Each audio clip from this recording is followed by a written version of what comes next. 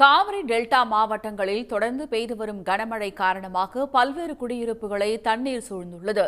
ஆயிரக்கணக்கான ஏக்கரில் சம்பா நெற்பயிர்கள் நீரில் மூழ்கியுள்ளன.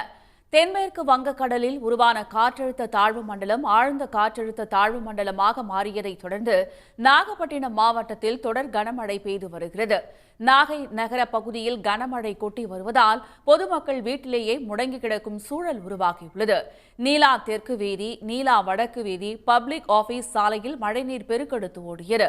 இதேபோல நாகை சாபம் தீர்த்த விநாயகர் ஆலயத்தின் உள்ளே மழைநீர் புகுந்து குளம் போல காட்சியளிக்கின்றது. தெத்தி சமரசம் நகரில் உள்ள 50க்கும் மேற்பட்ட வீடுகளை மழைநீர் சூழ்ந்துள்ளது.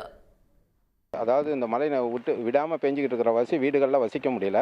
அந்த வீடு மேலேருந்து மேல்கூரை ஒழுகிட்டு இருக்கு. அதனால் வீட்டில் இருக்க முடியல.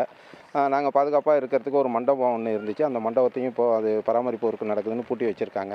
அதனால் பேரிடர் காலங்களில் நாங்கள் எங்கே போகிறதுங்கிறது தெரியலை.